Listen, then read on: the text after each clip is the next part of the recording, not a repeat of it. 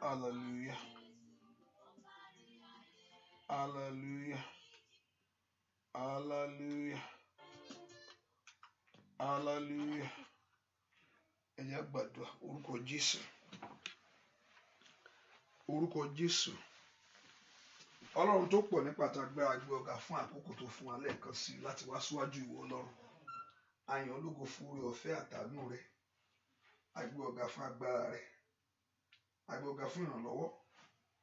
A gbé ọ̀gá tó bù wá láṣìírí. A gbé ọ̀gá tí ò dojú tì wá. Ọgbà tó jẹ́ kí ipá yé kó ká wa. Ẹ̀mọ́ lórúkọ Jésù Olúwa gbọpẹ́. Ẹni máa Ísírẹ́lì lórúkọ Jésù Olúwa gbà yín. Wọ́n la gbójú wa sókè lọ́wọ́lọ́wọ́ sí báyìí lórúkọ Jésù Olúwa dìde. Ìrànlọ́wọ́ ńlá fún ayé àwọn èèyàn yìí, fún ayé wa ní gbogbo ọ̀nà lórúkọ Jésù Olúwa dìde. Ìrànlọ́wọ́ ńlá tí ń gbé ogun mì, ìrànlọ́wọ́ ńlá tí ń gbé ogun wí, ìrànlọ́wọ́ ńlá tó ń fún wọn ní àṣeyọrí lórúkọ Jésù ní kó dìde fún ayé wa. Ẹ má ṣe ìyanu lónìí. Lónìí Olúwa bá wa pàdé. Olúwa náwó agbára rẹ jáde. Olúwa bá wa pàdé. Olúwa náwó ìṣẹ́gun rẹ jáde. Olúwa bá wa pàdé. Olúwa náwó ògo jáde. Lónìí bú jáde bàbá. Lónìí bú jáde bàbá. Ẹ̀mí mímọ́ bú jáde lónìí. Ṣe ìyanu ńlá náwó agbára rẹ. Ṣe ìyanu ńlá náwó ìṣẹ́gun rẹ.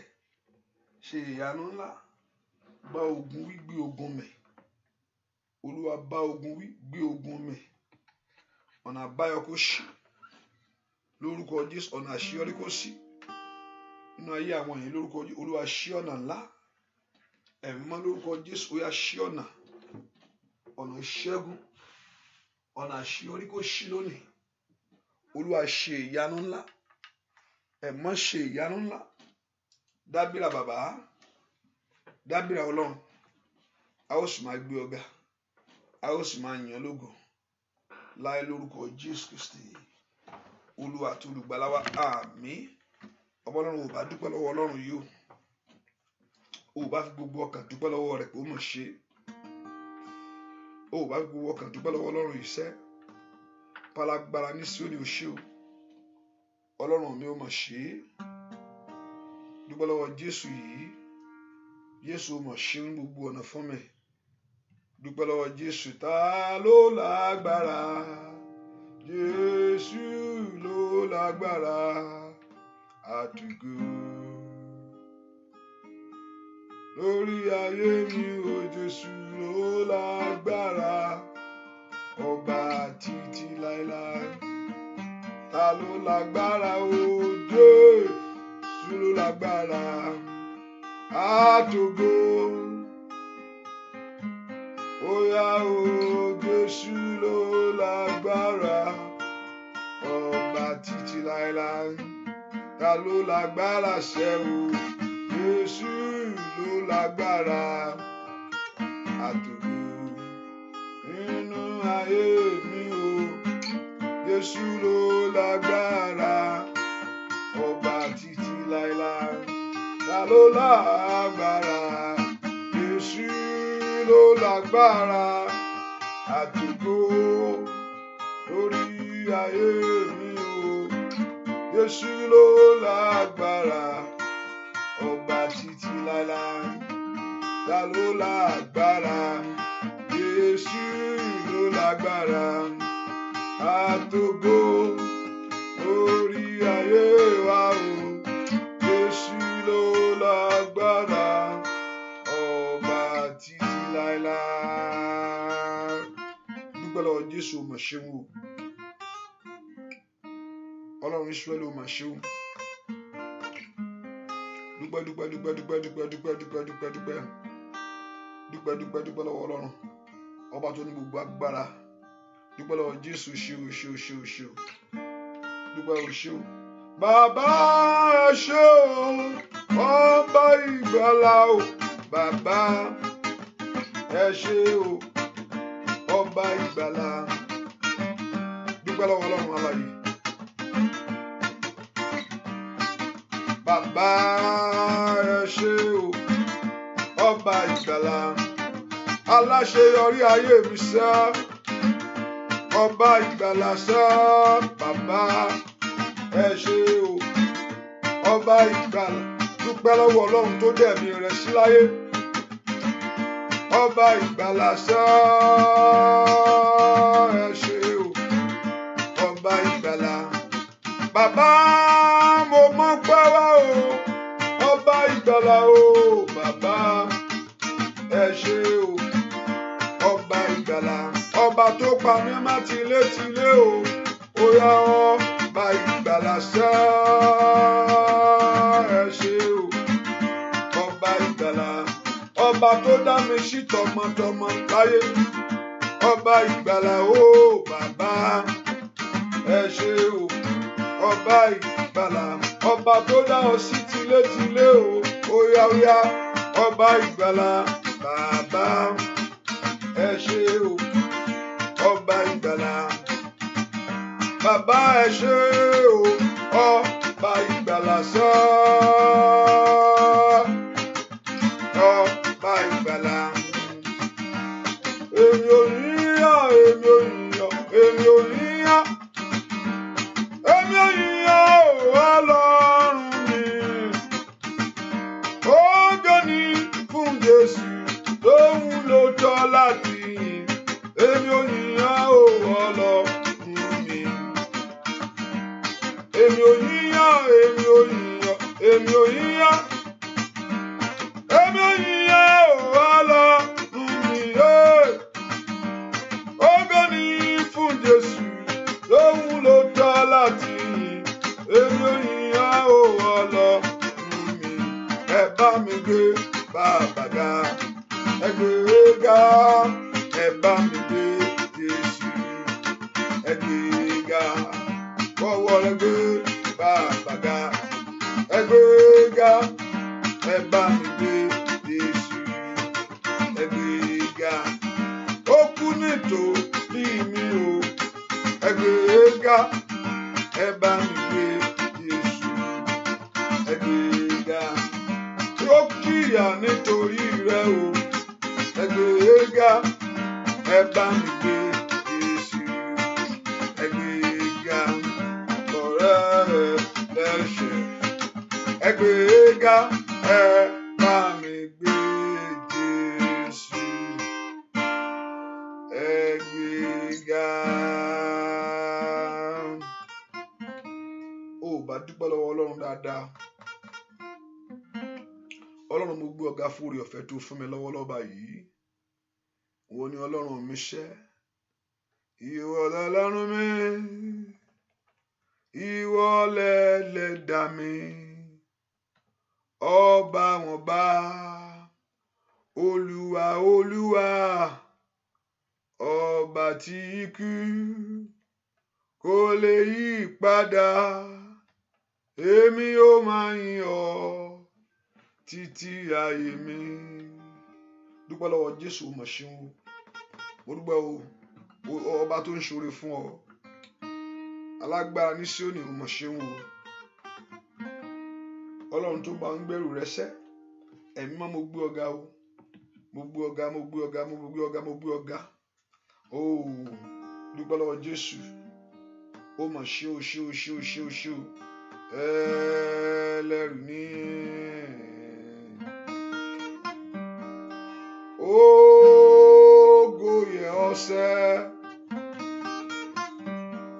Ẹlẹ́rù ní. Ògo yẹ ọ́ bá mi sẹ́ o. Ó ṣé o bàbá. Ó màmá. Ṣé o rí?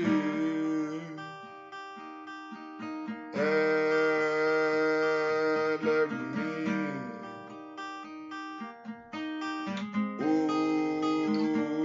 Ògo yẹ ọ́.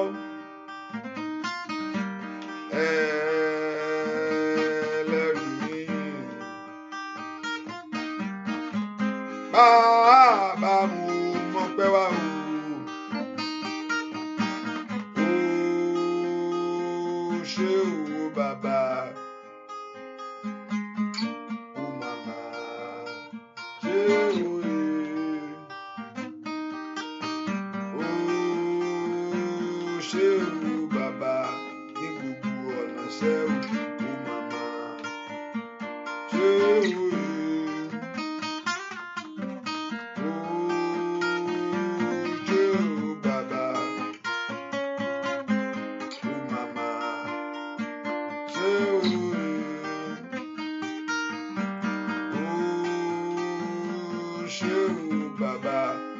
Ọba mi ńlá o màmá. Ṣé o rí?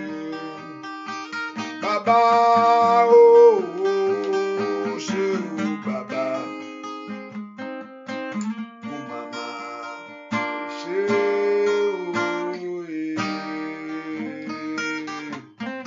Dúpẹ́ lọ́wọ́ Jésù, Ọlọ́run mọ̀ ṣeun o. Ọba tó ń kó ọyọ. Ọba tó ń kó ọyọ, tó ń kó ọmọ rẹ yọ. Dúpẹ́ lọ́wọ́ Jésù, ṣe o. Ọba tó ń ṣe ohun gbogbo ní ohun gbogbo. Ọlọ́run tí ń lànà níbi tí ò sí ọ̀nà. Mo gbé ọ̀gá o. O ṣé o ṣé o ṣé o ṣé o ṣé o. O ṣé o ṣé Jésù. Dúpẹ́ lọ́wọ́ Jésù yìí. Gbọ́ àdúrà lórúkọ Jésù Kristi. Olúwa wa ẹ porúkọ Jésù. Ọlọ́run ṣàánú fún mi. Porúkọ Jésù dáadáa. Ọlọ́run ṣàánú fún ayé mi. Má jẹ́ n gbàgbà nàdúà. Porúkọ Jésù sẹ́. Ọlọ́run ṣàánú fún mi. Olúwa ṣàánú fún mi, jẹ́ n rí ọ̀nà àdúà yìí. Porúkọ Jésù, Olúwa ṣàánú fún mi kí ọ̀nà àbáyọ kó là kò mí láyé. Ọlọ́run gbàdúà sẹ́. Olúwa ṣàánú fún mi. Kó ọ̀rọ̀ mi kó ojútùú, kí ayé mi kó gba dídára. Ẹ porúkọ Jésù. Olúwa ṣàánú fún mi. Olúwa ṣàánú fún mi. Olúwa ṣàánú fún mi. Olúwa ṣàánú fún mi. Gbàdúrà sẹ́ kí Ọlọ́run kó ṣàánú fún ọ. Ẹ má ṣàánú fún ayé mi. Bẹ́ẹ̀ kó porúkọ Jésù dáadáa. Olúwa ṣàánú fún mi. Porúkọ Jésù. Ọba tó pọ̀ nípa àdágbára. Bẹ́ẹ̀ kó ṣàánú fún mi. Bẹ́ẹ̀ kí ayé mi kó ràánú gbà. Bẹ́ẹ̀ kí ayé ọmọ mi kó ràánú gbà. Ọlọ́run gbàdúrà o. Porúkọ Jésù sẹ́. Olúwa ṣàánú fún mi. Ọba tó pọ̀ nípa àdágbára. Jẹ́ kí ayé mi ràánú gbà. Porúkọ Jésù. Olúwa ṣàánú fún mi. Jẹ́ n rí tèmi ṣe.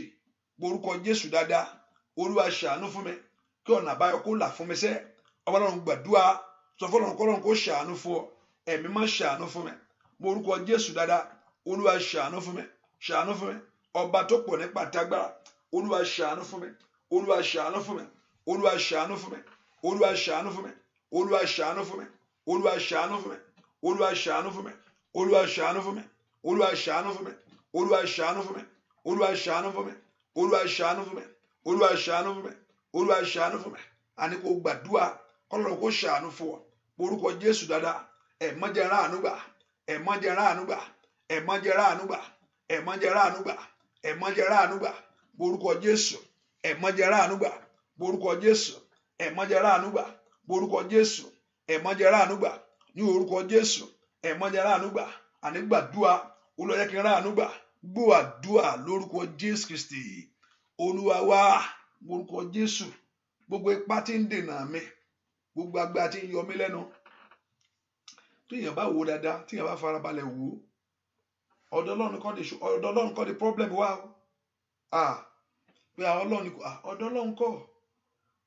Ọlọ́run kọ́ ni issue wá ìwọ ló múra àti ẹ ló gbàdúrà dáadáa orúkọ jẹ́ gbogbo agbára tí ń dènà ayé mi gbogbo agbára tí ń dènà ọ̀nà mi sẹ́ gbogbo agbára tí ń jà mí lógun re gbogbo agbára tí ń jà mí lógun àṣeyọrí gbogbo agbára tí ń jà ọ̀nà mi lógun tí ò fẹ́ kí n rí ìyanu gbogbo agbára tí ajírégbé ènìyàn abàdúà jẹ́ agbére sálọ ní orúkọ èyí tí ń jà ayé mi lógun lónìí olúwa fòpin sí agbára tí ń dènà ayé mi agbára tí ń dènà ọ̀nà mi agbára tí ń dènà ìṣeré mi èyí tí ò fẹ́ kí n ní àṣeyọrí agbára tí ò fẹ́ kó láṣeyọrí agbára tí ò fẹ́ kó lu àlùyọ agbára tí ò fẹ́ kó débẹ̀ láyé ó yẹ pé orúkọ Jésù gbogbo agbára ọ̀tá níwájú mi lónìí gbogbo ipá ọ̀tá ní ọ̀nà mi lónìí èyí tí ò fẹ́ kí n láṣeyọrí ní orúkọ Jésù gbogbo ohunkóhun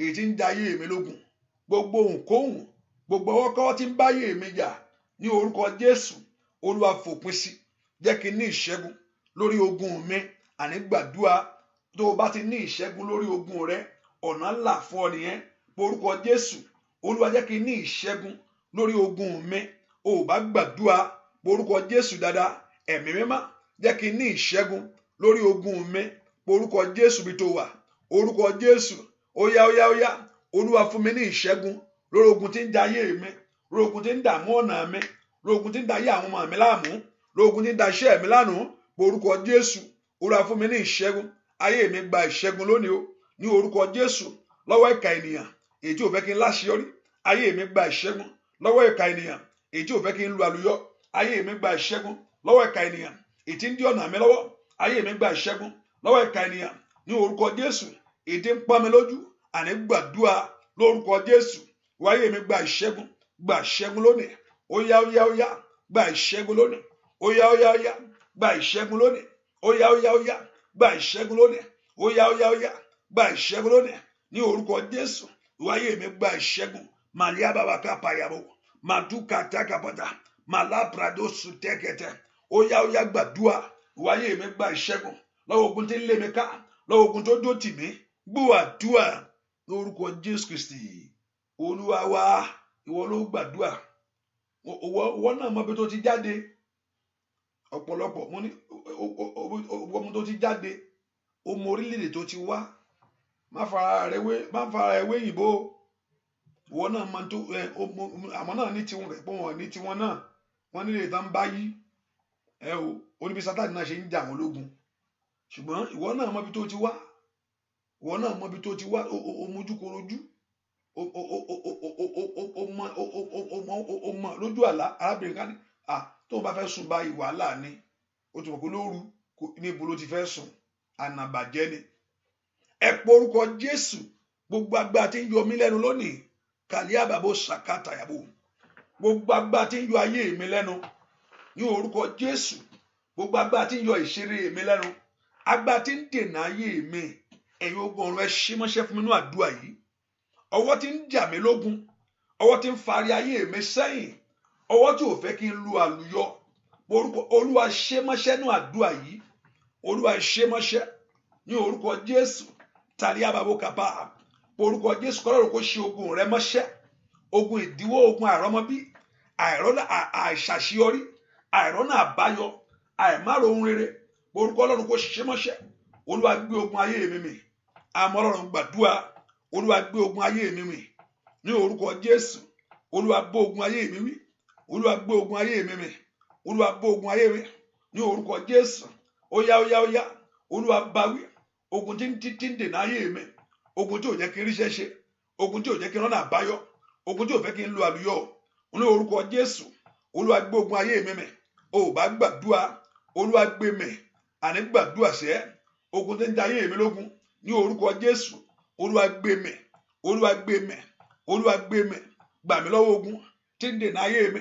Gbà mí lọ́wọ́ ogun tí ń dènà àṣeyọrí. Gbà mí lọ́wọ́ ogun tí ò fẹ́ kí n rọ́nà àbáyọ. Gbà mí lọ́wọ́ ogun tí ò fẹ́ kí n lo àlùyọ.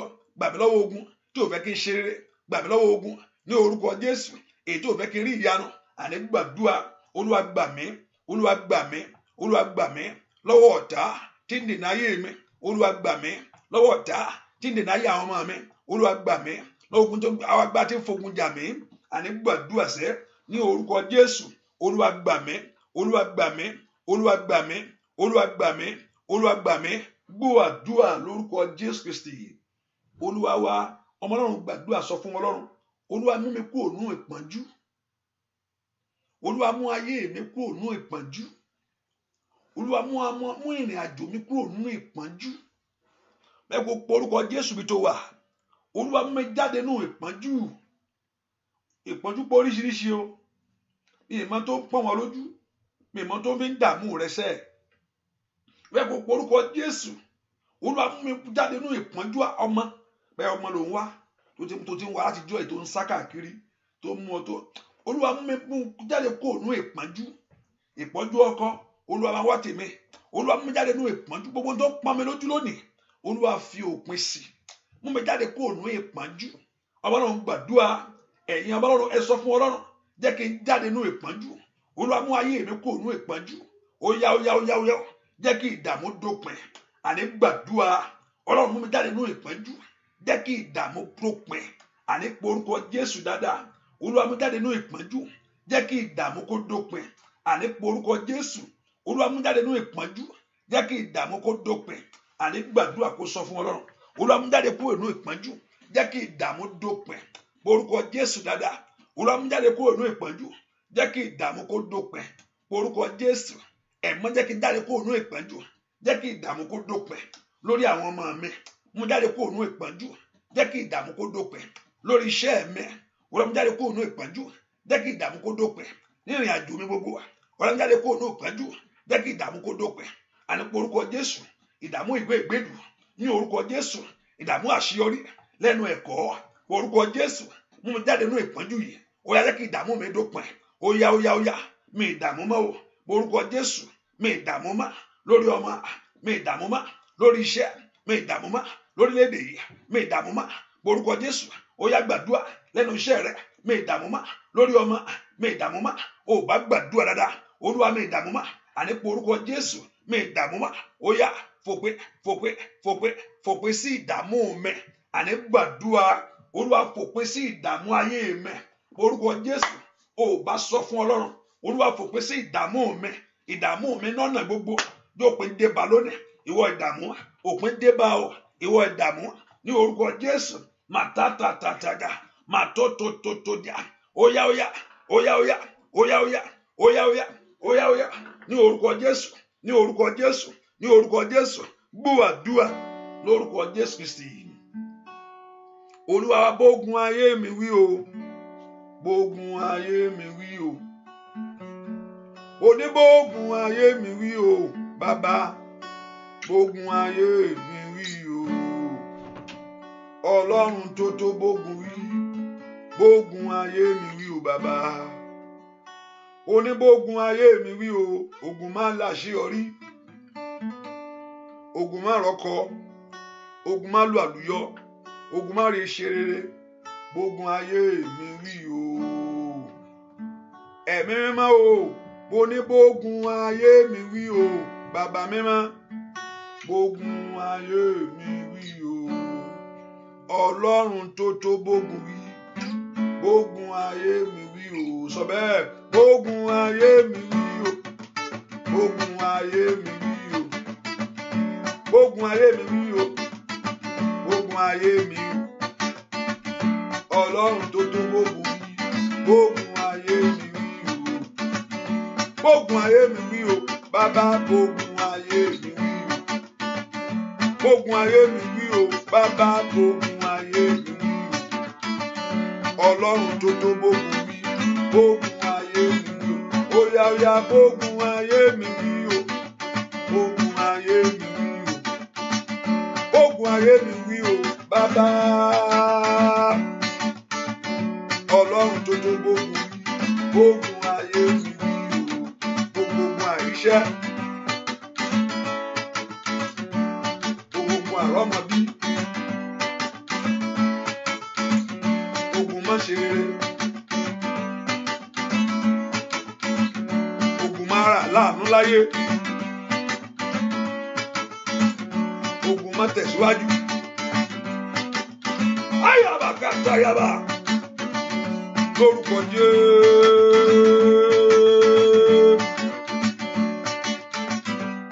lórúkọ Jésù, gbogbo ogun yìí kó wọlé sẹ́ lórí ayé rẹ sẹ́, ó yá lórúkọ Jésù má ṣe láyé, ayàgàgà bá sì kékeré bàbá tayaba, ogun náà kó wọlé lórúkọ Jésù, ogun márọ̀ náà báyọ̀, óyá óyá óyá óyá óyá óyá ó tàgàdáyà ràmẹ́lú sígàdáyà màlúù tèló kó tèló sí tẹ̀lẹ́bà, òkùnkùn tó fi ọ́ sínú òkùnkùn láyé, áì màtáyàmó, òkùnkùn tó jẹ́ kí ayé rẹ kó tẹ̀síwájú, óyá óyá óyá lórúkọ Jésù, Ọlọ́run tó tó gbógun mi, gbógun ayé mi wí o, óyá gbógun ayé mi wí o, gbógun ayé mi wí o, gbógun ayé mi wí o, gbógun ayé mi wí o, Ọlọ́run tó tó gbógun wí, gbógun ayé mi wí o, nígbà tí ìjì ń fẹ́ lọ́jọ́ yẹn sẹ́, táwọn ọmọ ẹ̀yìn tí ò mọ bí tán yà sí,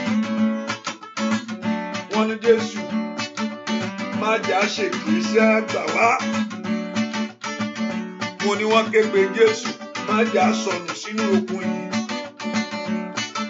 ọba ńlá, ọba tó ní bàtà gbá a lọ́wọ́, ó bá ìjì náà yìí, ó ní ìwọ ìjì, ó yá dákẹ́jẹ́, ìwọ ìjì sẹ́ dákẹ́jẹ́, ó yá dákẹ́jẹ́ lórí ọmọ, dákẹ́jẹ́ lórí ọkọ, dákẹ́jẹ́ ìwọ ìjì, dákẹ́jẹ́ ní gbogbo ọ̀nà, dákẹ́jẹ́ sọ bẹ́ẹ̀, dákẹ́jẹ́ óyá dákẹ́jẹ́ ìwọ ìjì, dákẹ́jẹ́ nínú ilé, dákẹ́jẹ́ lórí iṣẹ́, dákẹ́jẹ́ óyá dákẹ́jẹ́ lórúkọ Jésù, dákẹ́jẹ́ ìwọ ìjì, dákẹ́jẹ́ tó ń fẹ́rin lọ, dákẹ́jẹ́ tó jí ìrègbé, dákẹ́jẹ́ óyá dákẹ́jẹ́ ní gbogbo ọ̀nà, dákẹ́jẹ́ ìwọ ìjì, dákẹ́jẹ́ lórúkọ Jésù, dákẹ́jẹ́ óyá dákẹ́jẹ́ látòrí lọ,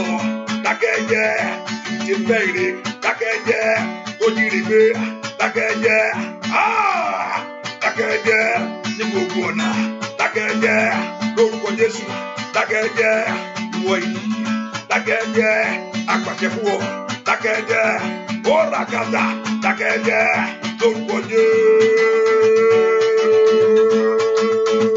gbogbo ìṣẹ́, dákẹ́jẹ́ óyá dákẹ́jẹ́ gbogbo ìṣẹ́ bẹ̀rẹ̀, dákẹ́jẹ́ tó ń jíire gbé, dákẹ́jẹ́ tó lè ná ire, dákẹ́jẹ́ lórí àwọn èèyàn, dákẹ́jẹ́ lórí ayé wọn, dákẹ́jẹ́ lórí iṣẹ́ wọn, dákẹ́jẹ́ óyá dákẹ́jẹ́ lórúkọ Jésù, dákẹ́jẹ́ ìwọ yìí, dákẹ́jẹ́ óyá dákẹ́jẹ́ apàṣẹ fún ọ, dákẹ́jẹ́ óyá dákẹ́jẹ́ lórí ọmọ, dákẹ́jẹ́ lórí ọkọ, dákẹ́jẹ́ àbọ̀ òbí, dákẹ́jẹ́ lórúkọ Olúwa, dákẹ́jẹ́ lórúkọ Jésù, dákẹ́jẹ́ óyá dákẹ́jẹ́ ìwọ yìí, dákẹ́jẹ́. dákẹ́jẹ́ ní gbogbo ọ̀nà.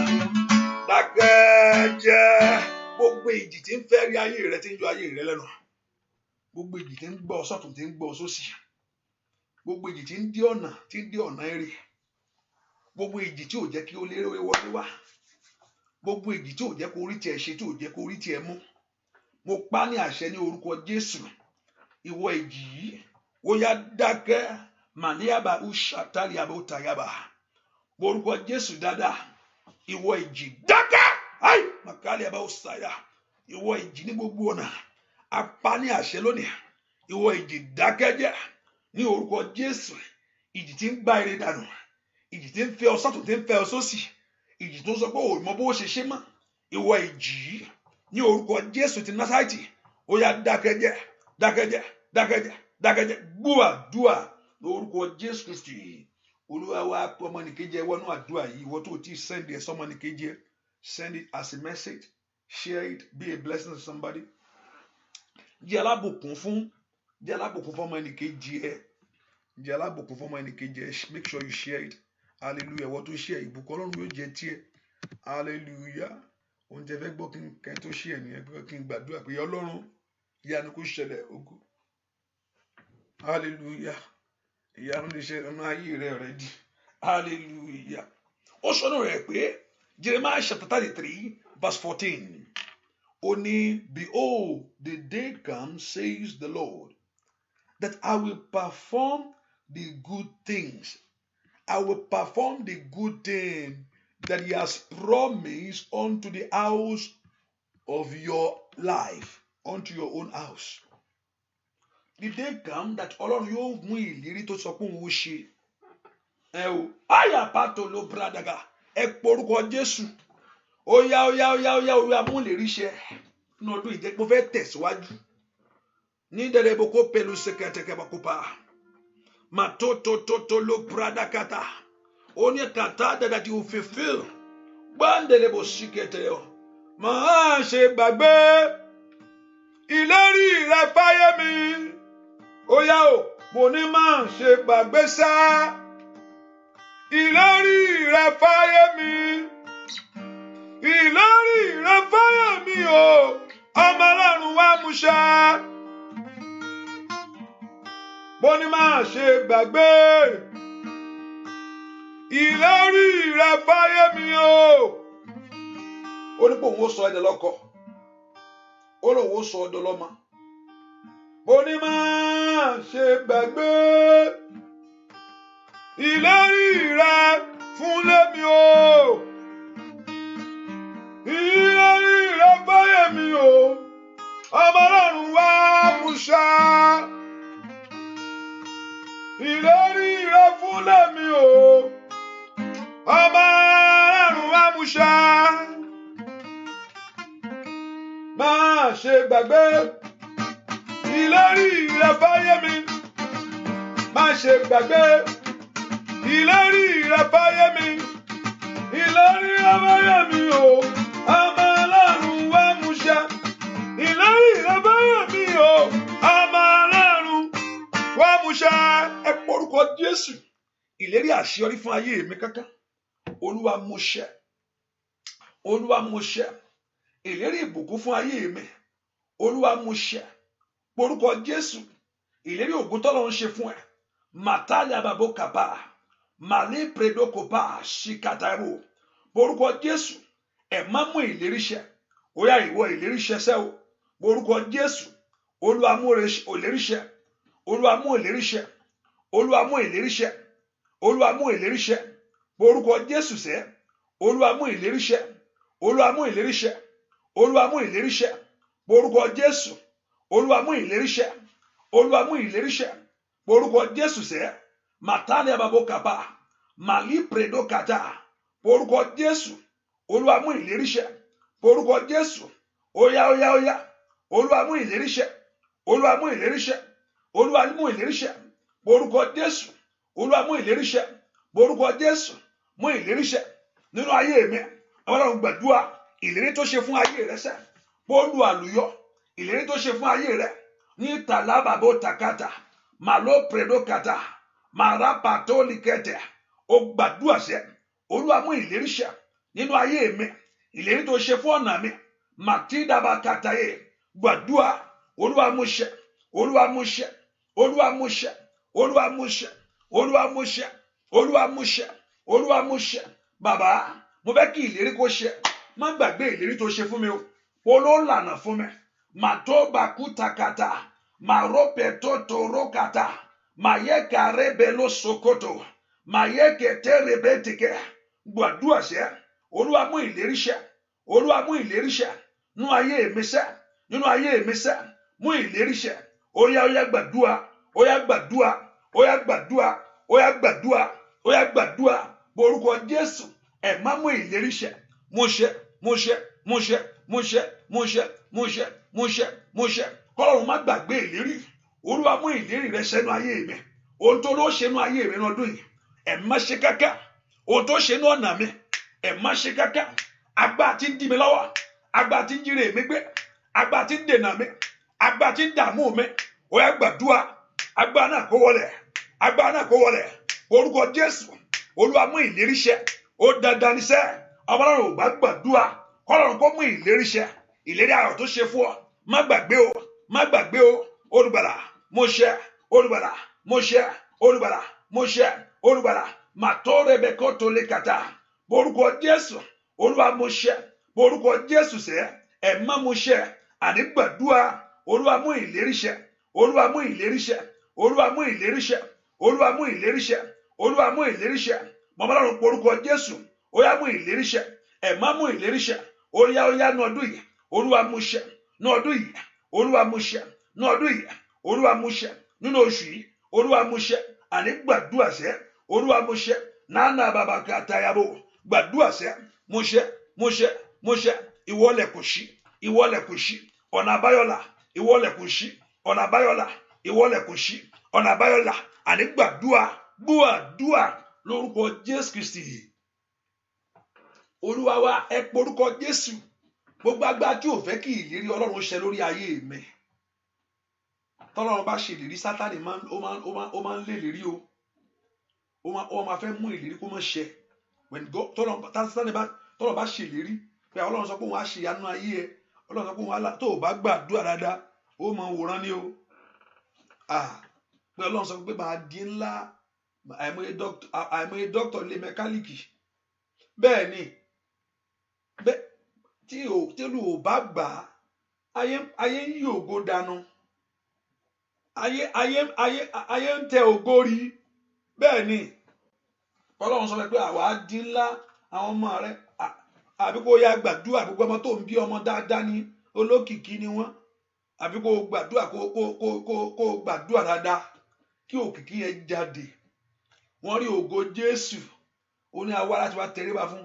Hẹ́rọ́dù ó dìde láti bà ògo náà jẹ́, tó bá yẹ pé Ọlọ́run tó wà nípa ti Jésù, àwọn ògo yẹn mọ́lẹ̀, àwọn tó rí ògo arógo bògo jẹ́, arógo bògo jẹ́, màlábràdó tó lé pradàkàtà, màrópẹ̀lú sokoto lẹ́bà, màrátà lé prédó tó tólẹ̀, làpràdó tẹ̀kẹ̀tẹ̀, màrépẹ̀lú sẹ̀kẹ̀tẹ̀, gbàdúrà sẹ́, màyé arógo bògo jẹ́ lórí ayé mi, ó yá lórúkọ arógo gbógo sálọ, Olúwa lórúkọ Jésù ṣe wọ́n máṣẹ́, gbogbo ẹni tó rógo ayé rẹ tó ògo yóò ní tán o, ẹni tó wo ògo ìrànwọ́ rẹ, tó wo ògo ìrìn àjò rẹ, gba ìwọ náà ti lọ ló èbó ní ìsìnwó náà mọ ogun mọ́tò, ó mọ kọ́lé, ó mọ ṣe gbogbo ẹ̀, wọ́n sì mọ̀ pé òun yí mọ́ ni, áyàbá táyàbá, wọ́n mọ̀ pé òun yí gbogbo rẹ̀ mọ́ ni, ẹni tó rí tó wà lẹ́gbẹ̀ẹ́, ẹni tó rí tó wà lóyìnbó tó kọ́lé, lọ ń wò pé ìwọ náà ò ní pẹ́ kọ́ tiẹ̀ báyìí, lọ gbógun tì ọ́, orúkọ Jésù, arógo bògo jẹ́, arógo gbógo sálọ, torí pé òun ṣiṣẹ́ ni, torí pé òun gírádúétì lógún dé, orúkọ Jésù, torí pé òun lọ́kọ, gbogbo ẹni tó ń gbógun tì mí, ó yá, gbogbo èèyàn kà tí ń bá yé mi jà, gbogbo agbára tí ń bá ṣeyọrí mi jà, ẹ̀mí mímọ́, ó yẹ gbógun tì wọ́n, Olúwa dìde, kọ́lọ́run kó dìde, kó gbé ọ níjà, màlí àbàbò sàtáyàbò, màlí pèdó tẹ̀lẹ̀, gbúwàdúà lórúkọ Jésù Kristi. Olúwa wa, I don't know, my sister, I don't know whether you understand what I'm talking about. I don't know whether you are Yoruba, I don't know. But I can try. If you don't understand, I can. interpret for you. I don't know whether you are Yoruba. I know, but your name, Sam, I don't know. Orúkọ Jésù, arógo gbòógó jẹ́, arógo every dream destroyer, every glory destroyer, seeing your glory of your future. Say very soon. Now you have a job. Your life, your children will be getting better. Now your children, they have finished their graduate. Now they begin to move forward now. Mayaga bakataya. I want to gbógun ti ògo. Arógo gbòógó jẹ́ nú ayé mi. Arógo gbógo sálọ. Arógo gbòógó jẹ́. Arógo gbógo arógo gbógo jà ní orúkọ Jésù nú ayé mi. Those that have seen your glory. Manamba no takata. Maro bredo kote. Lembredo kopelu. En tó rógo ayé ẹ. Torí ògo ìyẹn ò ní tán. Àyẹn tó rógo ìrìn àjò. Pé very soon ìwọ náà ó máa lọ́kọ̀. Ìwọ náà ó máa dìde. Oya Olúwa bá ń ṣe ọmọ ṣẹ́. Let God arise and fight for you. Oya. Mẹ̀túndé kẹ̀tẹ̀kẹ̀tẹ̀. Let God arise and fight for you. Ẹ má dìde kó gbèmí níjà. Oya gbọ́ àdúrà lórúkọ Jésù Kristi. Olúwa wa jà fún mi o. And that means fight. The Lord should fight for you. Hallelujah. Ja fún mi o. Ja fún mi o. Mi gbọ́. Ja fún mi o. Ọlọ́run ló lè jà fún ọ sẹ́. Ja fún mi o. Lówó ogun alẹ́ ni má dẹ̀yìn. Ja fún mi o. Let God fight for you. Ja fún mi o. Lọ́wọ́ ajínigbé ènìyàn. Ja fún mi o. Bàbá mi máa jà fún mi. Ja fún mi o. Lọ́wọ́ ogun tó ń lé mi ká. Ja fún mi o. Lọ́wọ́ tó fẹ́ kí n rà àánú láyé. Ja fún mi o. Lọ́wọ́ agbára tó fẹ́ kó lánàá báyọ̀.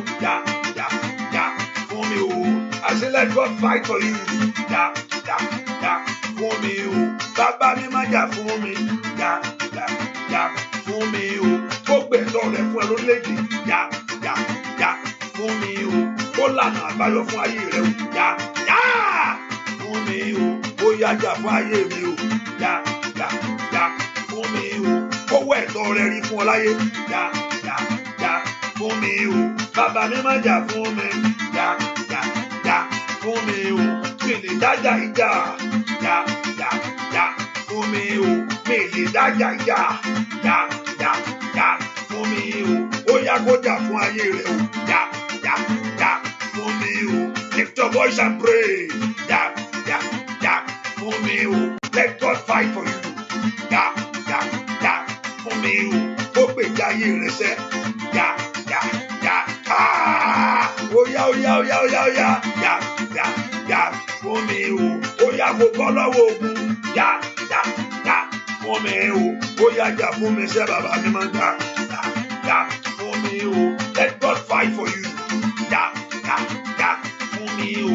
Ó gbẹ̀tọ́ rẹ fún ọ láyé. Ja fún mi o. Ó ṣèyá lórí ayé rẹ o. Ja fún mi o. Bàbá mi máa jà fáyé mi o. Ja fún mi o. Let God fight for you. Ja fún mi o. Ó mú ìtìjú ẹ̀ kan kúrò. Ja fún mi o. Ẹ̀ka ayé rẹ̀ kó dópin sẹ́. Ja ayaba kútakata rẹ̀lẹ̀ tó kẹtẹ̀. Ma rato te kẹtẹ̀ burakaba. Oya. Ja fún mi o. Ọlọ́run jà fún mi láyé. Ja fún mi o. Ó yá gbẹ̀tọ́ mi fún mi o. Ja fún mi o. Ibi táyé sọ kò sí ọ̀nà yìí. Ja fún mi o. Ó yá jà fáyé mi o. Ja fún mi o. Gbogbo agbára tí ń pe tiẹ̀ ní ẹrú. Ìyẹn kan gbàdúrà o. Gbogbo agbára tí ń pe tèmi ní ẹrú. Every power that says that you will be a slave in life. Gbogbo agbára tí ń pe tèmi ní ẹrú. Pé ẹrú ni kò máa ṣe. Gbogbo agbára tí ń pe ìrìn àjò mi ń tẹ ẹrú láyé. Mayaba tó tẹ̀kẹ́ frada. Ìyẹn kan gbàdúrà o. Ẹni tó ń pe tiẹ̀ ní ẹrú pé ẹrú ni ọ́. Wúrà kàtáyà. Lẹ́mfẹ̀dọ́ kò palẹ̀ àbò. Mẹ̀núndẹ̀lẹ́ bò kó pa. Ọlọ́run mi bọ́ lọ́wọ́ ogun yìí. Mi ń ṣerú o. àti fẹ̀jẹ̀ Jésù rà mí ọmọ ni mí màlíàbàbò sàtáyàbò gbogbo agbára tí gbèjì ẹlẹ́rù ẹ pé orúkọ Jésù èmi ò ní ṣẹrú ẹgbẹ́ mi ní ṣẹrú àbúrò óyá óyá óyá mi ní ṣẹrú ẹ̀gbọ́n óyá óyá óyá o ní kàtáyàbò I'm not a slave. My life will not be enslaved. Open your mouth and pray. Somebody pray. La paliaba lo tekete mo kọ̀ mi ní ṣẹrú lórílẹ̀-èdè yìí o bá gbàdúrà o bá mú tiẹ̀ wẹ́rẹ́wẹ́rẹ́ láàárọ̀ yìí lálẹ́ yìí óyá óyá óyá mi ń ṣẹrú o Olódùmarè mo kọ̀ mo kọ̀ mo kọ̀ mo kọ̀ ní ipò ẹrú mo jáde óyá gbàdúrà ní ipò ẹrú mo jáde orúkọ Jésù matari ababote manu predo kata la vrade kete gbàdúrà sí ní ipò ẹrú mo jáde I'm coming out of that position that every part have been enslaving your life gbàdúrà lórúkọ Jésù Kristi Olúwa wa ẹrú ni kò lẹ́nu ọ̀rọ̀ láyé. A slave is the one that don't have a say. O lè máa ṣiṣẹ́ o lè máa sọ káàkiri ṣùgbọ́n téèyàn ò bá ti ní ẹnu ọ̀rọ̀ lórí nǹkan bí tó bá ti sọ náà lábẹ́ gé ohun tó bá sọ lábẹ́ gé ó tán nù ohun tó bá sọ fún èèyàn láyé lábẹ́ gé. I mean, you don't have a say, you can't make a decision, you can't do anything, you are limited to things in life. But everything that have limited your life, gbogbo tó dá ọ dúró tó ń sọ eléyìí ò lè sọ ẹ má jẹ́ ìlú ẹnu síbẹ̀ o wọ́n ń sọ ẹni tí ò bá lẹ́nu ọ̀ lórí nǹkan bẹ́ẹ̀ ni mi rí bẹ́ẹ̀ ni kọ́lọ́run kó mú ọ kó òun òpó yẹn ẹ̀yin ogun ọ̀run ẹ mú mi jáde ní ipò ẹrú láyé lápàlú takata ó yẹ ẹ̀yin ogun ọ̀run ẹ mú mi jáde láàrin ẹbí láàrin àwọn ọmọ ìyá ó yẹ ẹ mú mi jáde ní ipò ẹrú ìwọ májẹ̀mú kí májẹ̀mú èyí tó sọ ayé mi síbẹ̀ any covenant that tie your life there any covenant gbogbo májẹ̀mú tó fi ayé mi síbẹ̀ gbogbo ìṣe tó fi mí sí ipò ẹrú láyé ó yá ó yá ó yá o ìwọ májẹ̀mú yìí lórí mi bàjẹ́ ó yá ó yá ó yá ìwọ májẹ̀mú yìí ẹni tó pààrọ̀ ògo ó yá gbàdúrà ẹni tó pààrọ̀ ògo ẹni tó pààrọ̀ ògo ayàbàbò sáyà ẹni tó pààrọ̀ ògo rẹ kó lọ́run kó dá padà gbàdúrà lórúkọ Jésù Kristi Olúwa wa hallelujah bá a ṣe ń gbàdúrà mo rí bíi kò ń ṣe bí igi eléyìí igi erand ṣùgbọ́n mo wá rí ọmọ kékeré kan ìtàn fi ẹsẹ̀ tẹ orí igi yẹn ọmọ kékeré bí ọmọ bèbí ọmọ kékeré wọ́n fi ẹsẹ̀ wọ́n mú ẹsẹ̀ tẹ orí kíní tó ráǹdì yẹn wọ́n fi ẹsẹ̀ tẹ̀ gbogbo nǹkan tá a bá ti ṣe sáyé rẹ sẹ́ èyí tí ń tẹ̀lé ọ kiri gbogbo májẹ̀mú tó ti wọnú rẹ lọ èyí tó lòdì sí ohun ògo láyé fún ẹ lónìí lórúkọ Jésù gbogbo májẹ̀mú náà kó bàjẹ́ gbogbo ọwọ́ ìkàyàn máa làbà tálíàbò sàtálíàbò whenever any place they have put your feet in any place they have put your feet in life ibikíbi tá a bá fi ẹsẹ̀ rẹ sí láyé èyí tí ń gbé ògo sá lọ èyí tí ò jẹ́ kó rí tiẹ̀ gbà gbogbo tá a bá fi ẹsẹ̀ rẹ tẹ̀ ohun tá a fi ṣe ìpìlẹ̀ ayé rẹ ó yá ó yá ó yá ó yá ẹ pọ orúkọ Jésù ohun tá a fi ṣe ìpìlẹ̀ ayé mi èyí tó lòdì sí mi ẹ pọ orúkọ Jésù torí ọmọ ekele ilé rẹ make decision fún ara rẹ ohun tá a fi ṣe ìpìlẹ̀ mi gbárùkọ Jésù èyí tí ń dààmú ìṣeré mi ohun tá a fi ṣe ìpìlẹ̀ mi èyí tí ń dààmú ògo mi ọba ẹgbẹ́ lánàá rẹ sẹ́ ohunkóhun whatever the foundation of your life whatever the enemy have made to lay the foundation of your life ohun tá a fi ṣe ìpìlẹ̀ ayé mi èyí tó lòdì sí ògo mi èyí tá a fi ṣe ìpìlẹ̀ ayé àwọn ọmọ mi èyí tó lòdì èyí tí ò jẹ́ kiri wọlé máa ń nara máa ta gbogbo májẹ̀mú èyí tó mú mi dání tí ò fẹ́ kí n láṣeyọrí yìí gbogbo májẹ̀mú èyí tó mú mi dání gbogbo ohun tó dáa pọ̀ máa yé mi èyí tí ò jẹ́ kí n rógolo ó yá pé orúkọ Jésù ẹ̀mí mímọ́ lónìí Olúwa bàjẹ́ ó dá kí ogun náà kó wọlé let God destroy every covenant la pele perusi lembredo kofele la brando tolikata manon predo cafe orúkọ Jésù ibi tá a fẹ́ ti ayé rẹ tẹ̀ ayabagabaya lantekete malo brade lo sudekete malo brado kata ó gbàdúrà ohun tá a fi ṣe ìpìlẹ̀ rẹ ní orúkọ Jésù ètò lòdì sí ògo ẹ má bàjẹ́. Let God destroy it. Let God destroy it. Let God destroy it. Let God destroy it. Let God destroy it. Dúà lórúkọ Jésù Kristi Olúwa wa àṣẹ kò gbúdọ̀ lọlẹ̀ ní jẹ́ bẹ́ẹ̀. Let us have this in your mind. Kò gbúdọ̀ lọlẹ̀. The number should not go down. Kò gbúdọ̀ lọlẹ̀ ní. Kò mọ́ lọlẹ̀ ní jẹ́ bẹ́ẹ̀ o. Begin to share. Hallelujah. Be a blessing to somebody. Kò gbúdọ̀ lọlẹ̀ ní jẹ́ bẹ́ẹ̀ o. Kò gbúdọ̀ lọlẹ̀. Kò gbúdọ̀ wọ́n náà ò ní lọlẹ̀. Kò gbúdọ̀ lọlẹ̀. Oya. Begin to share. Lift your voice and pray. Ẹ gbàdúrà. Ẹ lọ́gọ̀ọ́rọ̀. Ẹ wá tèmi rí fún mi.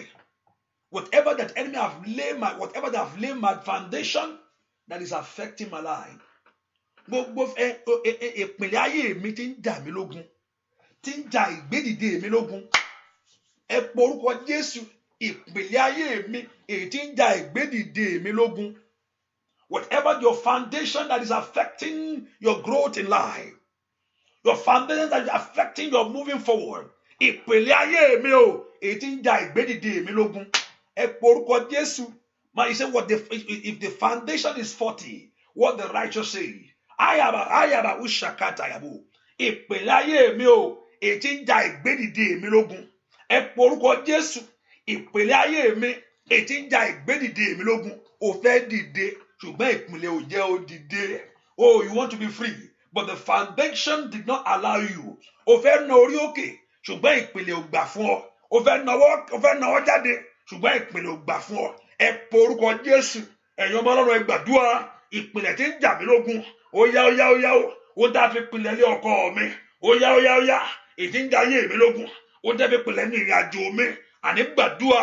Ó dá fi pìlẹ̀ ìrìn àjò rẹ tó ń rìn. Àwọn tó fọ̀rọ̀ lọ pé èmi náà ń lọ ìlú èbó. Ìtọ́gbà ẹyẹ bó ṣe ń lọ yẹn. Kó ṣe àmọ̀ pé bó ṣe lọ ló padà wá o. Màràbà kàtàkàtàkàtà. La prada kaba. Gbogbo àwọn tó di ẹrù mi ọlọ́wọ́. Ó yá. Gbogbo ìpìlẹ̀ náà ó bàjẹ́. Let there be a way out. Somebody open your mouth and pray. Lift your voice and pray. Let God go to your foundation. Every faulty foundation that is affecting my moving forward. Every faulty foundation that is affecting my life. Every faulty foundation that is affecting my glory. Every faulty foundation that is affecting my fulfillment. Ó yá gbàdúrà ìpìlẹ̀ mi o ètí ń jà ìgbédìde mi lógun. Ọmọ náà gbàdúrà o lórúkọ Jésù. Ó fẹ́ dìde, ó fẹ́ bọ́ ṣùgbọ́n ìpìlẹ̀ yóò gbà. Ó yá lónìí bàjẹ́ rakatakata màtóre kẹtẹkẹtẹ. Ó yá gbàdúrà. Ó yá mú mi bọ́. Ohunkóhun tó bá tó mú ọ lọ́wọ́ màtólè bàbó takata màló predokate. Afradakafa falifelosi lórúkọ Jésù bọ́bẹ̀ bẹ́ẹ̀ ni ó sì rí Jésù Kristi Olúwa wa. I told you I have a salt with you. Ó ní kó mú iyọ̀ dání bẹ́ẹ̀ kó fi iyọ̀ yẹn sí ọwọ́ rẹ. And if you don't have the salt, don't worry, just go along with the faith in Christ Jesus. Jesus, the author and the finisher of everything. You're just using this as a point of contact. Only Jesus ló pọ́n gbogbo rẹ̀. Tó o bá sì ní gbàgbọ́ pẹ̀lú ìyẹn, tó o bá buyọ̀ sọ́wọ́ jù bẹ́ẹ̀ lọ irọ́ ló ń pa. Hallelujah. Bẹ́ẹ̀ kò fi hàn ẹ́ sọ́wọ́. I want you to touch. Jesus said one thing. Ó sọ ọkàn. Only you are the salt of the world. Ìwọ ni iyọ̀ ayé. He said you are the salt. Tí èèyàn bá ṣe bẹ̀ tó kó o bá kó gbogbo rẹ̀ bò ó. And if o bá kó pánlá o bá kó gbó ẹ sí tí ò sí ọ ń bẹ nǹkan mélòó gbélé o ní ó jẹ. Hallelujah. You cook food and you cook everything and there is no salt in it. Nobody will just begin to say kí ni ń ṣe kó máa kàn sí kò máa ṣe nù ní irọ́ ní ń ṣe. But tí iyọ̀ bá wà tí ò tún dùn jù o tí gbogbo ẹ ṣe fẹ́rẹ́fẹ́rẹ́ wàá máa mú lẹ́bẹ́lẹ́bẹ́ ni. Ẹ porúkọ Jésù Ọlọ́run tó pọ̀ nípa tágbára. Lord, you have made me the salt of the world. Lórúkọ Jésù, don't let me lose my favour. Má jẹ́ n dòbu. Olúwa ó ti sọ mí di iyọ̀ ayé. Má jẹ́ n dòbu. Lord, lẹ́kàtà, you have made me the salt. You told me, èmi ni iyọ̀ ayé. Financially, you are the salt to able to provide for your children. I am the salt to be a blessing, to be a channel of blessing. Èmi ni iyọ̀ ayé. Matida babo takapaya. Iyọ̀ ayé mi ò gbúdọ̀ dòbu. Orúkọ Jésù. Father, you have made me the salt. Ó yá pé orúkọ Jésù. Kí ayé mi bẹ̀rẹ̀ sí dùn. Let my life begin to sweeter and sweeter. Aya baba ko pour the cider. Borúkọ Jésù sẹ́, ìwọ ìrìn àjò mi bẹ̀rẹ̀ sí dùn. Borúkọ Jésù, àwọn gbàdúrà ó. Aya baba ó sàtà. Borúkọ ayé rẹ kó bẹ̀rẹ̀ sí dùn. Gbogbo tá a bá ṣe sínú ọwọ́ ẹ̀, màtólì abókàbà kó bàjẹ́. Aya baba ó tàyẹ̀. Gbogbo ọ̀rọ̀ tó kàn ọ́, every hand that have touched your end, every hand that have touched your life, that is affecting you today, I pray let it be destroyed. I pray let it be destroyed. I pray let it be destroyed. You are the salt today of the world in all your ways. Rekatayabo, lampelo sikete. Begin to bring out joy. Joy is your portion. Fulfillment is your portion. Breakthrough is your portion. In the name of Jesus, you are the salt. Oh, ní dòbu. Oh, ní dòbu. Oh, ní dòbu. Lórúkọ Jésù. Ayabagaba. Káyé ẹ̀bẹ̀ sí dùn. Látẹ̀lébọ̀tẹ̀.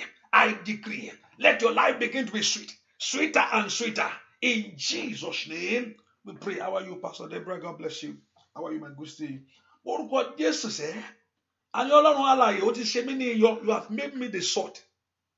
He said, I am the salt of the world. Let me begin to bring my joy. I am the salt. Kí ayọ̀ mi kó bẹ̀rẹ̀ sí jáde. I am the salt. You are the salt of the world. You are the salt. Let my life be financially, spiritually. Oh, in my walk with you, in my love for you. Ìfẹ́ mi sí ọ, ìṣe mi sí Ọlọ́run alààyè. Jẹ́ kó bẹ̀rẹ̀ sí dùn. Let my life begin to sweeter and sweeter. Ayé mi kó ní iyọ̀ lónìí. Wálé àbábọ̀ tàyàbò. Open your mouth and pray. Pray, pray, pray. You are breaking some yoke. Matoli àbábò. Latika taya. Rapelu sekete. Ọwọ́ rẹ bayọ̀ yẹn láti kẹtẹ. Iṣẹ́ ọwọ́ rẹ gba ọ̀tún. Le fredo copa. La pirusita. Let your life begin to sweeter and sweeter, sweeter and sweeter. In the name of Jesus. As a sweeter and sweeter. Oh, Petolia. Every sorrow out of your life. In Jesus' name, we pray. I pray for somebody. Whatever the enemy have done, until that is says no war. That you lay your hand on certain things, you can't able to finish it.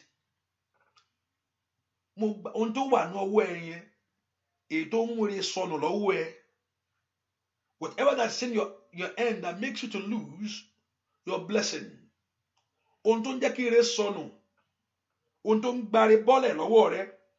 Today, lórúkọ Jésù, mo dúró nípa agbára àṣẹ Ọlọ́run kó bàjẹ́. As from today, whatever thing that you lay your hands to do, ohunkóhun tó bá mú ọwọ́ rẹ bà, I pray that there be joy in the name of Jesus. I pray let there be joy in the name of Jesus. Ire ò ní bọ́lẹ̀ mọ́. Oh, Mataya Bosaita. Melo brother kata. Wali ataliada. Wali power side kalia. Ire ò ní bọ́ sọnù. You will not lose your blessing. Le predo kopiru zida. Onto bati mu ọwọ́ fún. Ni rebeku tekete. Whatever thing that you lay your hands to do, we prosper. Whatever thing that you lay your hands to do, we move forward. Shame and disappointment will leave your life. I decree by the mandate of heaven. I decree over you shame and disappointment. Ìtìjú, ayabakata, alapelosete. Yóò fi ayé rẹ sílẹ̀. Ogun tó dúró tì ọ́ kó parẹ́. Ayababo tata. Ogun tó múlẹ̀ tì ọ́. Whatever battle that stand with you, that stand beside you, disappear. Ogun tó múlẹ̀ tì ọ́. Ogun tó dúró tì ọ́. The battle of your life disappear. The shame of your life disappear. I pray let God of heaven make a way. In Jesus' name we pray. Get that little salt, and if you don't have a salt, don't worry. One more day to go, tomorrow alone. Hallelujah. And I'm done with this. Except God say something else.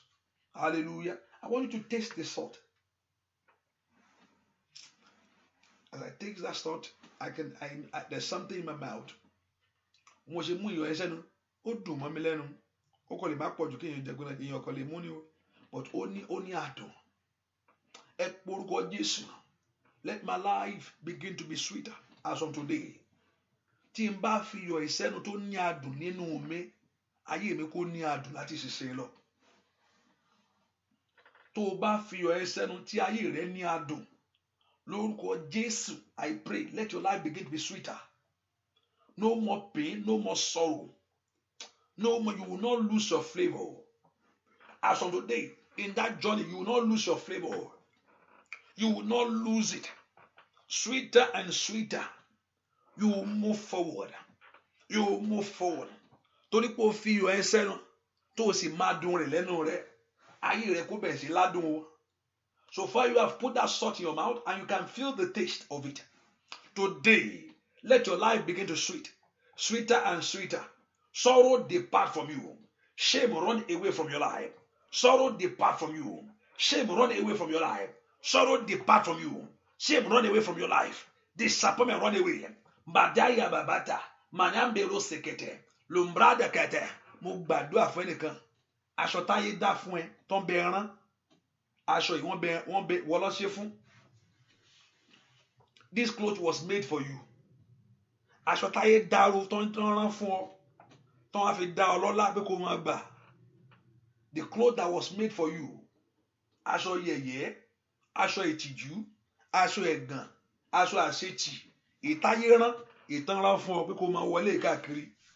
Ẹ̀mí mọ́, every cloth of shame that enemy have made for you. Ẹ̀yin ogun lórúkọ Jésù ẹgbọ̀nyà. Wúrẹ́kàtà lórúkọ Jésù. Let God tear it up. Every cloth of shame that enemy have made for you. Every cloth of shame today. Rakidaba usata. Robelu teketekete. Oya oya oya oya oya oya. Ní rakete lebo. Ẹ̀yin ogun ọ̀run. Oya ẹgbọ̀nyà. No, remove it, oh God. I am mo bọ́ lọ́rùn ẹ̀rọ ni. Nípa agbára àṣẹ Ọlọ́run. Mo bọ́nú ayé rẹ lónìí. I remove it from you by the mandate of heaven and by the authority of Jehovah God. I remove the cloth of shame from your life. I remove the cloth of disappointment from you today. As on today, every cloth of shame disappear. I carry power cider. Lembredo kopilo sete. Mali prado kapa. Gbogbo aṣọ ìtìjú. Gbogbo aṣọ ẹ̀gàn. Gbogbo aṣọ àmúbọ́. Ìtayẹran fún ọsẹ. Ní orúkọ Jésù ti Násárẹ́tì. Ìwọ aṣọ yìí. Ẹ má gbọ̀nyà. Ó yá kó gbọ̀nyà. Olúwa gbọ̀nyà. Olúwa gbọ̀nyà. Tear it, O God. Matayaba. Orúkọ Jésù dáadáa. Ó yá ó yá ó yá. Olúwa gbọ̀nyà. Gbogbo aṣọ ìtìjú yìí. Olúwa gbọ̀nyà. Every cloth of shame. Let God remove it. Every cloth of disappointment be removed. Now. Be removed. Now. Remove. Now. Remove. Now. In the name of Jesus. Maniama Musata. Maru Kataliabo. Lafrado Copelia. I stand by the power of the Lord. Today, let your life begin to move forward. What you cannot do before, where you cannot reach before, where you cannot go before, ibi tó lè dé yẹn, ibi tó lè wọ̀ yẹn, àṣeyọrí tó ní yẹn, látòní lọ, mo pa ní àṣẹ, Ọlọ́run tó nílẹ̀, ọwọ́ àṣeyọrí kó kàn ọ́, ní orúkọ Jésù, àbúbọ́ fi ayé rẹ lẹ̀, ìtìjú fi ayé rẹ lẹ̀, ẹnu ẹ̀gàn fi ayé rẹ lẹ̀, every word of shame, every power of shame, every power of disappointment, live your life. Matoli abokaba, la prado kopi, lo zute kefelia, gbogbo májẹ̀mú tó mú ọ dání. Every covenant that tie your life down, every covenant that contrary to progress, every covenant that contrary to your joy, today, let that covenant be consumed by fire, by fire. You are free from the covenant of sorrow. You are free from covenant of disappointment. No májẹ̀mú àṣetì, májẹ̀mú àmúbọ́. Oya oya oya oya o bọ́ tọmọtọmọ, o bọ́ tọmọtọmọ, o ní kú ṣáájú rí rẹ̀. Ai, matayi paura saida, wali pauri kalia, wali Alfredo kopo, meli bredoko. Satan bá ti rí pé ire ti fẹ́ bọ̀, kò rí tó ń fẹ́ gbà sí mọ́. When Satan think, thought in his heart that he don't know what to do anymore, that your blessing is coming. But they have tried all the blessed to stop it. but you are getting it. And say, let me destroy. And he put the last joker to kill. Today, I pray you will not die before your time. You will not die before your celebration. You will not die before your ní kú ṣáájú ire rẹ. Ní kú ṣáájú ire rẹ. Ojú rẹ tó me ó sọ fún Zerubbabel. The Lord, the word of God said, the hand that begin this will finish it. Ọwọ́ tó bẹ̀rẹ̀ rẹ̀ ni ó parí rẹ̀. Gbogbo orí ayé rẹ̀ kó wá kánkán. Ọwọ́ ẹ̀ kó parí ẹ̀. You will live to enjoy it. You will live to enjoy it. You will live to enjoy it. I cover every children in the blood. Mo fi gbogbo àwọn ọmọ rẹ sínú ààbò Jésù. Ẹ̀jẹ̀ Jésù kó yí gbogbo ọmọ rẹ ká. Ọwọ́ ènìyàn kó kúrò. Ọwọ́ Sátánì kó kúrò. Ọwọ́ ẹnibi kó kúrò. You will not cry. I bless the fruit. Let the fruit be blessed. Ayé rẹ kó ní èso. I bless the fruit. Let the fruit be blessed. I bless the fruit. Let your life be fruitful. I bless that fruit. Let your life be fruitful. I bless the fruit. Let your life be fruitful. I bless the oil. Let God anoint your head afresh. Aleshakaya wa ilakataya maro bakata mo yoro esima orí rẹ kó gba ọ̀tún o ní gba bọ̀dì lutele falu tekete maro peluda bo tó ti sunkún o tayi kó dákẹ́. You will not cry no more. You will not cry no more. No more cry. No more shame. No more disappointment. The Lord will lift you up. The lifter of your head will lift you up. The lifter of your head will lift you up. Oh yeah, oh yeah, oh yeah. Kọ́lọ́run kó gbórí rẹ sókè, kó gbé sókè, kó gbé sókè, kó gbé sókè, kó gbé sókè, kó gbé sókè, kó gbé sókè, kó gbé sókè, kó gbé sókè, kó gbé sókè. Oh yeah, oh yeah. Kó láṣeyọrí, kó láṣeyọrí. Bú àdúrà lórúkọ Jésù Kristi. Olúwa wa. Handkerchief yẹn mo yà. I bless the handkerchief. Let it receive power. Mo yà sí mọ́ agbára kó wọnú rẹ lọ. Agbára kó wọnú rẹ lọ. Iṣẹ́ ọwọ́ rẹ, your work of your hand be blessed. The Lord will be faithful to you. The Lord will be faithful to his word in your life. Ọlọ́run yóò jẹ́ olóòótọ́ sí ọ. Yóò jẹ́ olóòótọ́ ní ọ̀rọ̀ rẹ̀ torí ayé rẹ̀. O ò ní sọkún. O ò ní ìbànújẹ́. So shall it be. Thank you, good God. In Jesus' name, we pray. I want you to lift your voice and ask God for what you need. I want you to lift your voice and tell the Lord, what do you need? I want you to lift up kó lánàá rẹ kó sọ fún Ọlọ́run ohun tó fẹ́ kọ́lọ́run kó ṣe lórí ayé rẹ kankan. Ọ̀nà àbáyọ wo ló fẹ́ kọ́lọ́run kó là fún ọ? Níbo ni àṣeyọrí wo ló fẹ́ kọ́lọ́run kó mú ọ wọ? I want you to open your mouth and tell the Lord what you want before the Lord. Kí ló fẹ́ kọ́lọ́run kó ṣe? He said in his word, behold, the day comes, says the Lord, that I will perform. Òun ó ṣe. Ọlọ́run ló ń sọ̀rọ̀ yìí. Òun ó ṣe kò gbọ́dọ̀ lọ́lẹ̀ o. Kò gbọ́dọ̀ lọ́lẹ̀. Kò gbọ́dọ̀ lọ́lẹ̀. Kò gbọ́dọ̀ lọ́lẹ̀. Up. Bó ṣe ń gba tiẹ̀ náà máa pọ̀ mọ́ ní kéjẹ wọnú àdúrà. As you are praying, invite your friends. Hallelujah. As you are praying, make sure you are praying and you are concentrating on your prayer. Hallelujah. That's more important than anything else. La parosi katayabo. Kò gbọ́dọ̀ lọ́lẹ̀ ní jẹ́ bẹ́ẹ̀. Wọ́n bá yóò gbọ́dọ̀ lọ́lẹ̀. Oya. He said, behold, the day comes, says the Lord, that I will perform the good thing which I have promised unto the house of Israel. Ó ní pé òun ó ṣe ohun tóun ti ṣe ìlérí fún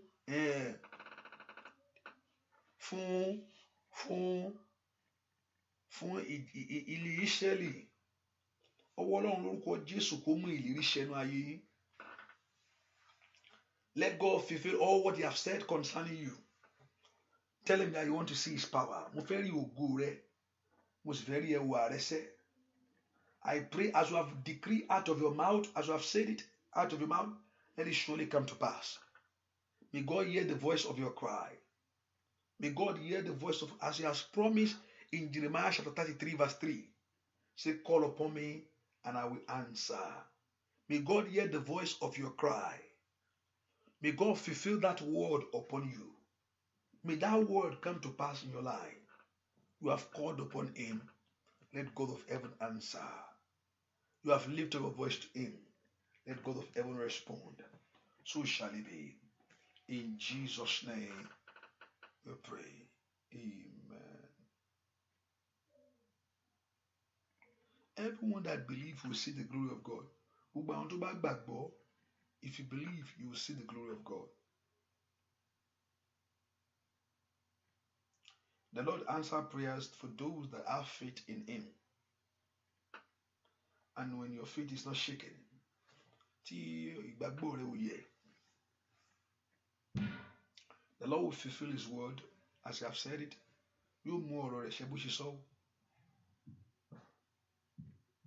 And the Lord will not suffer you. He will come for your help.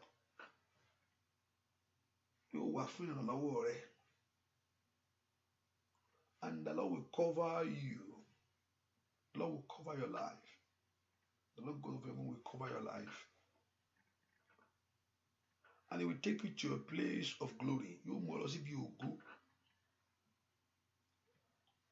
And He will give you a new name. Those who follow Kotutu.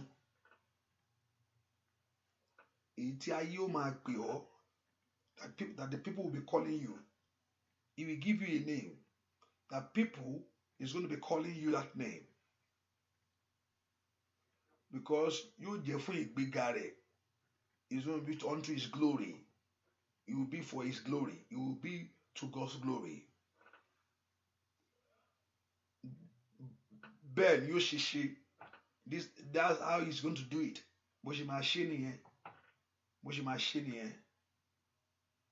Your tears and your sorrow will come to an end in the name of Jesus. So shall it be. In Jesus' name we pray. Amen. Tó ń yí nǹkan tó ń yí ọ lórúkọ Jésù Ọlọ́run kò dá dúró kò sì rí ìyanu Jésù bàbá àmín lórúkọ Jésù hallelujah. Let me just put in mind that the prayer continue by God's grace. I said today is Wednesday, the Bible study. Everyone that you are listening to me and you know that you are for Christ, today is Wednesday. Know that, please. Don't say we are doing it on the line. You need to come to the church and pray. Hallelujah. Hallelujah. So you need to come to the church and pray. Hallelujah. And the Lord will help us in Jesus' name. Hallelujah. So by 8 o'clock, I'll probably put the line open. I'm not saying this for the members. If I see you there, I will block you there. Hallelujah. So your own place is the church. Hallelujah. The Lord will help us in Jesus' name. So it's just a short prayer time. We are not taking much time. So just one. So begin 7, but I open the line by 8. Lord, you will go earlier before then. Depends. Hallelujah. Lord, and tomorrow our prayer start tomorrow again, 6 a.m. Begin Eastern time. The Lord, you will go bless you, and He will increase you and multiply you. By next week, don't worry. And the prayer is almost over. The Lord, you will go help you and strengthen you in Jesus' name. So see you. And also I told you, you have to give, but as God lay and give offering a week, once a week. Give your offering to God. And if you want to do that, go on our website. You can do that to be a blessing. Offering, hallelujah. Offer to God. Even if you're in Nigeria, all over the world, you can do that. Hallelujah. The Lord God will bless you and increase. Remember, His offering. Offering, there's no amount of that, anything. It's whatever God lay upon your heart to do. Just do it. God bless you. All right. Bye-bye. See you by now. And by tomorrow, let's see if God allow me to open the line. So I do prayer of agree. We agree together on your prayer. We agree that you can call in, and let's see how it's going to be tomorrow. How God wants us to go tomorrow, whether we can do a prayer of agreement. At least I want to do a prayer of agreement once a week, just to agree with you upon what you are praying upon. Hallelujah. And Jehovah God will bless you and He will increase you. So God bless you. Bye-bye.